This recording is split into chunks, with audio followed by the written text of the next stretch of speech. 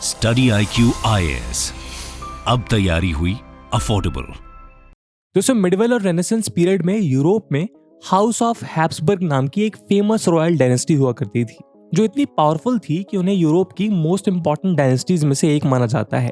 ऐसा इसलिए भी है क्योंकि इसी डायनेस्टी के रूलर्स ने 15th century onwards current day Austria, Germany, Spain, France, Italy इत्यादि को मिलाकर यूरोप के एक बड़े भूभाग पर कई सौ साल तक शासन किया।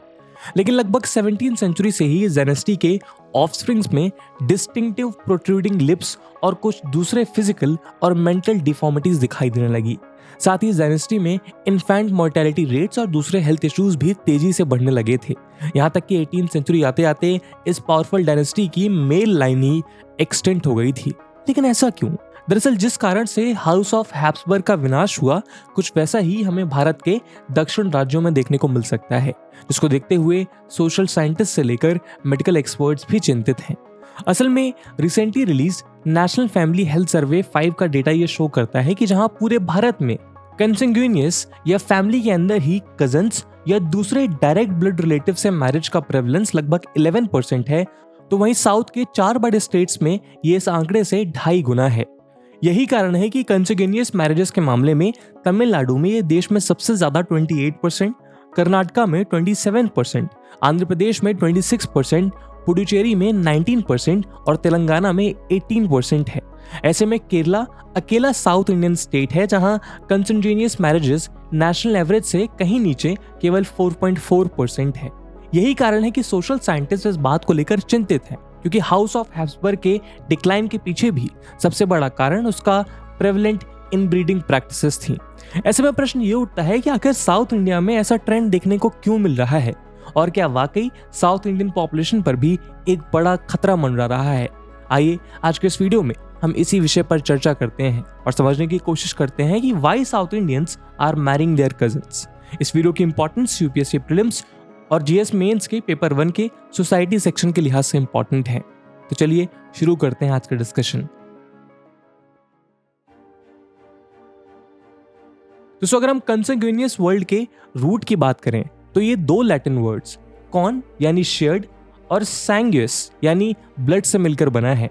ऐसे में कंसंग्यूनियस मैरिजेस एक कपल का ऐसा लीगल यूनियन है जिनके कॉमन एंसेस्टर्स हों। इस तरह क्लोज रिलेटिव के बीच शादी करने की परंपरा हमें ग्लोबली देखने को मिलती है, जहां खास तौर पे ये इस्लामिक कस्टम्स को फॉलो करने वाली एशियन और मिडिल ईस्टर्न कंट्रीज जैसे Saudi Arabia, Afghanistan, Libya, Pakistan इत्यादि में ज्यादा प्रेवलेंट है। सोशल साइंटिस्ट की माने तो जनरली कंसंग्यूनियस मैरिजेस को 3 ब्रॉडर स्केल में बांटा जा सकता है, जिसमें पहला है मैरिज बिटवीन पैरेलल कजिन्स, यानी यदि 2 सगे भाई या 2 सगी बहन अपने रिस्पेक्टिव किड्स की शादियां आपस में करवा दें तो इसे पैरेलल कजन मैरिजेस कहते हैं, क्योंकि यहाँ कपल के डायरेक्टली रिलेटेड पेरेंट्स का जेंडर सेम है। जबकि दूसरी ओर यदि एक भाई और बहन अपने रिस्पेक्टिव किड्स की शादियां करवाएं तो इन्हें कहते हैं क्रॉस कजन मैरिजेस, क्योंकि यहाँ शादी करने वाली कपल के रिलेटेड पेरेंट्स का जेंडर अलग अलग है।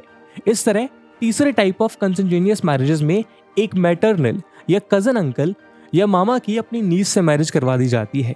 हालांकि बड़े एज डिफरेंस की वजह से ये कस्टम लेस प्रेवलेंट है, लेकिन फिर भी इस तरह की प्रैक्टिसेस हमें साउथ इंडिया के साथ साथ ग्लोबली बहुत सी जगह पर देखने को मिलती हैं।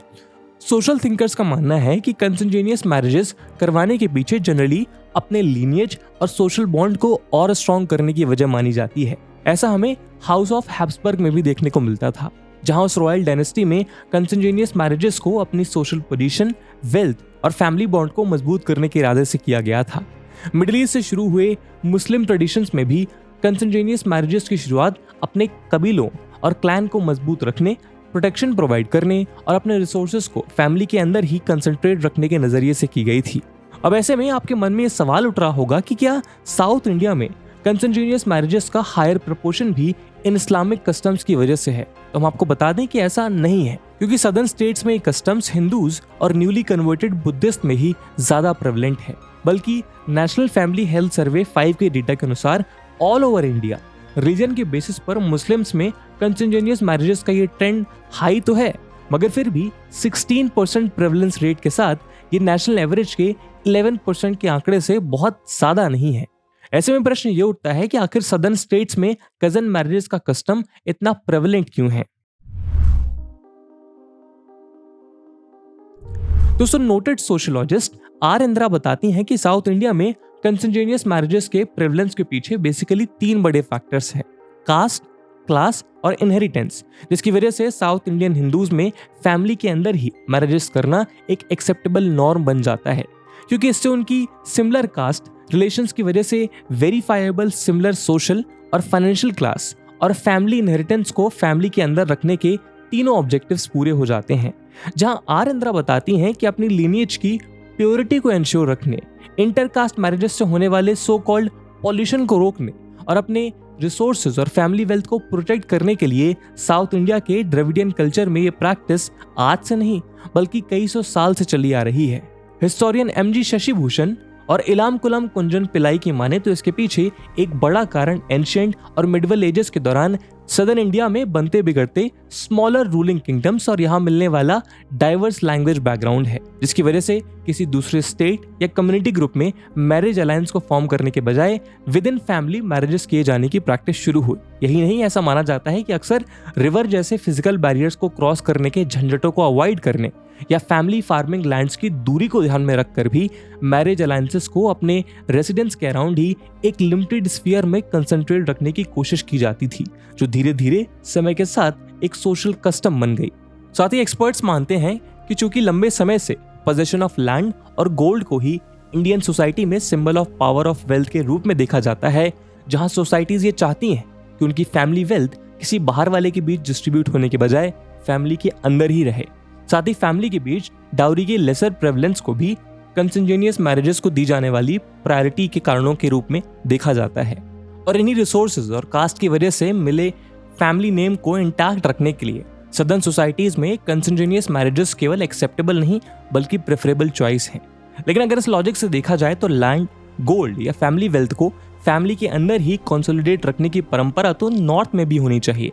आफ्टर ऑल वहां हमें इसी लॉजिक से कंसेंजेनियस मैरिजेस देखने को क्यों नहीं मिलती? तो इसका सीधा सा जवाब है नॉर्थ इंडियन हिंदूज के बीच प्रेवलेंट गोत्र सिस्टम। दोस्तों ये बात सही है कि कास्टिज्म की age old practice North India में भी फॉलो की जाती है, जहां खास तौर पर मैरिजेस के समय सिमिलर कास्ट और सोशल बैकग्राउंड पर बहुत ज्यादा ध्यान दिया जाता है। मगर नॉर्थ इंडिया में लंबे समय से गोत्र सिस्टम को फॉलो किया जाता है, जहां वो कास्ट जिनका एक कॉमन गोत्र या एंसेस्ट्रल लीनेज प्रेजेंट है वो एज अ सोशल रूल आपस में मैट्रिमोनियल अलायंस फॉर्म नहीं करती। ऐसे में मैरिजेस के समय अक्सर कास्ट की सिमिलरिटी को तो प्रायोरिटी दी जाती है, लेकिन साथ साथ गोत्र की डिससिमिलरिटी का भी ध्यान रखा जाता है। लेकिन अब हो सकता है कि आपके मन में ये प्रश्न उठ रहा होगा कि ये तो बस सोशल कस्टम्स की बात है, अगर नॉर्थ इंडिया में फॉलो नहीं भी होता तो भी साउथ इंडिया के कंसेंजेनियस मैरिजेस में दिक्कत क्या है? आफ्टर ऑल अभी तो हमने आपको बताया कि ऑल ओवर वर्ल्ड कंसेंजेनियस मैरिजेस एक कॉमन प्रैक्टिस है जो दुनिया के बहुत से रीजन्स और रिलीजन्स में देखने को मिलती है। तो चलिए हम आपको समझाते हैं कि आखिर कैसे एक ओल्ड एज प्रैक्टिस भी घातक हो सकती है। दोस्तों इंटरनेशनली बहुत से रिसर्चर्स ये बात प्रूव करते हैं कि कंसेंजेनियस मैरिजेस से होने वाले ऑफस्प्रिंग्स के लिए हाई रिस्क ऑफ मोर्टेलिटी और फिजिकल या मेंटल डिफॉर्मिटी का खतरा होता है।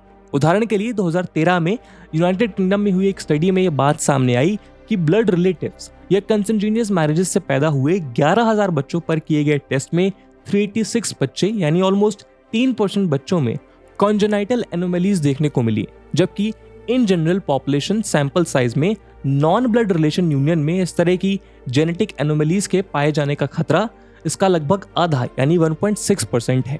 इसी तरह lysosomal storage disorder support society द्वारा किए गए एक एस्टिमेट के अकॉर्डिंग भारत में centres for excellence for rare disease में विजिट करने वाले जेनेटिक प्रॉब्लम से जूझ रहे ऑलमोस्ट आधे पेशेंट की फैमिलीज में कंसेंजेनियस मैरिजेस की हिस्ट्री देखने को मिलती है।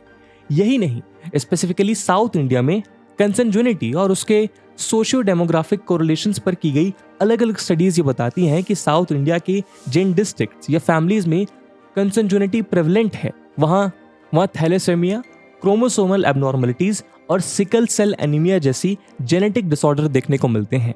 अब इसके पीछे का कारण ये है कि genetic well established principle show करता है कि ब्रदर्स और सिस्टर का 50% जेनेटिक मेकअप कॉमन होता है। ऐसे में इंटरजेनरेशनल अंकल और नीस के बीच भी 25% जेनेटिक मेकअप सिमिलर होता है, जबकि first cousin 12.5% genetic makeup inherit करते हैं। ऐसे में यदि किसी फैमिली में कोई रिग्रेसिव जीन या जेनेटिक डिफेक्ट मौजूद है तो वो कंसेंजुनियस मैरिजेस की वजह से जनरेशन बाय जनरेशन मैग्नीफाई हो जाता है, क्योंकि सिमिलर फॉल्टी जेनेटिक मेकअप करने वाले कपल जब नेक्स्ट जनरेशन को रिप्रोड्यूस करेंगे तो ऐसे फॉल्टी जीन के इनहेरिट होने के चांसेस बढ़ जाते हैं। यही कारण है कि मेजरली इनब्रीडिंग करने वाले हाउस ऑफ हैब्सबर्ग में कुछ जनरेशंस के बाद ऑफस्प्रिंग्स इतने वीक या डिफॉर्म्ड हो गए कि उनकी लीनिएज के लिए ही खतरा खड़ा हो गया। यहाँ तक कि भारत में घटती पारसी पॉपुलेशन के बीच भी इसी तरह की इनब्रीडिंग या कंसेंजुनियस मैरिजेस को जिम्मेदार माना जाता है, जबकि इसके उलट डाइवर्स जेनेटिक मेकअप वाले मैरिजेस से इस तरह के जेनेटिक डिफेक्ट्स के दूसरी जनरेशन में ट्रांसफर होने के चांसेस कम होते चले जाते हैं। वहीं दूसरी ओर साइकोलॉजिस्ट और सोशल साइंटिस्ट इस ओर भी इशारा करते हैं कि कंसेंजुनियस मैरिजेस का विमेन की मेंटल हेल्थ पर भी बुरा असर पड़ सकता है।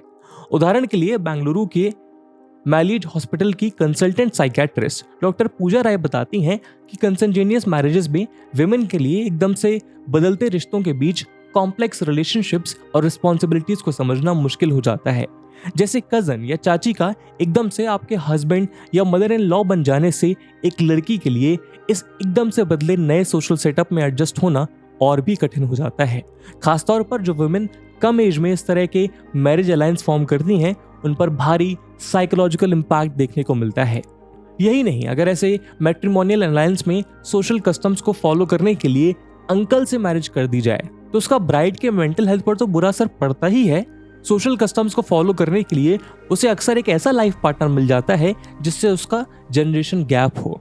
इसका एविडेंस हमें टी.एस. सत्यनारायण राव, ए.के. प्रभाकर और के.एस. जगन्नाथ राव इत्यादि के रिसर्च पेपर में भी देखने को मिलता है, जहां उनकी रिसर्च में ये बात सामने आती है कि साउथ स्टेट्स में प्रेवलेंट मैरिज कस्टम और ऐसी मैरिजेस में इन्वॉल्व विमेन के बीच डिप्रेशन को लेकर भी एक डायरेक्ट कोरिलेशन देखने को मिलता है, जहां ऐसे मैरिजेस में विमेन के बीच डिप्रेशन का इंसिडेंस डबल से भी ज्यादा है। और ये कोरिलेशन केवल सदर्न इंडिया में ही नहीं बल्कि पाकिस्तान जैसे दूसरी जगहों पर भी देखने को मिलता है, जहां पर कंसेंजुनियस मैरिजेस का कस्टम प्रेवलेंट है। लेकिन इन रीजन के साथ साथ सोशल साइंटिस्ट का यह भी मानना है कि मैरिज अलायंस में कंसेंजुनिटी का प्रेवलेंस एक सोसाइटी के लिए भी काफी घातक है, क्योंकि कहीं ना कहीं इन कस्टम्स की नींव कास्टिज्म और वेल्थ को फैमिली के अंदर ही कंसंट्रेट रखने के उद्देश्य से हुई है, जो हाईएस्ट लेवल ऑफ कास्टिज्म और सोशल एलिटिज्म को दर्शाता है। ऐसे में इस प्रैक्टिस से सोसाइटी में कंसंट्रेशन ऑफ वेल्थ और कास्टिज्म को और भी ज्यादा बल मिलता है, जिससे सोशल डिवाइड भी बढ़ता है। जाहिर है एज ओल्ड कस्टम्स और सोशल एक्सेप्टेबिलिटी की वजह से ऐसी मैरिजेस को रोक पाना मुश्किल है, लेकिन इन प्रैक्टिस के अगेंस्ट अवेलेबल एविडेंसेस को देखते हुए सोशल साइंटिस्ट और हेल्थ एक्सपर्ट्स अक्सर कंसेंजुनियस मैरिजेस के अगेंस्ट अवेयरनेस पैदा करने की बात प्रमुखता से रखते हैं। इन्हीं एविडेंसेस की वजह से हमें ऑल ओवर वर्ल्ड कंसेंजुनियस मैरिजेस में एक डिक्लाइन देखने को मिल रहा है, जहां जॉर्डन, इजराइल, पाकिस्तान, टर्की और अरब वर्ल्ड सभी में यह आंकड़ा तेजी से गिरता जा रहा है। इसी तरह इंडियन सोसाइटी में बढ़ती अवेयरनेस, विमेन के rising education level, marriage age में आ रहे डिले और सोसाइटी में in general rising socio economic status का ही ये नतीजा है कि अब साउथ इंडिया में भी कंसेंजुनियस मैरिजेस का ग्राफ गिरता देखा जा सकता है। लेकिन फिर भी अभी भी इस दिशा में और कदम उठाए जाने की जरूरत है। दोस्तों, इस मुद्दे पे आपका क्या विचार है कमेंट सेक्शन में जरूर बताइएगा। इस वीडियो की इंपॉर्टेंस यूपीएससी मेंस और प्रीलिम्स में देखते हुए एक सवाल हम आपके लिए छोड़कर जा रहे हैं, जिसको आपको कमेंट सेक्शन में आंसर करना है। The question is, do you think same sex marriages affect the Indian social ethos? Critically comment on the demand to legalize same-sex marriages in the country. And with this question, my friends, that's it for the video. I hope आपको video पसंद आई होगी, और अगर पसंद आई है तो अपने दोस्तों के साथ शेयर करना मत भूलिएगा। हम मिलते हैं अगले वीडियो में, तब तक के लिए जय हिंद, जय भारत। स्टडी IQ IAS, अब तैयारी हुई अफोर्डेबल।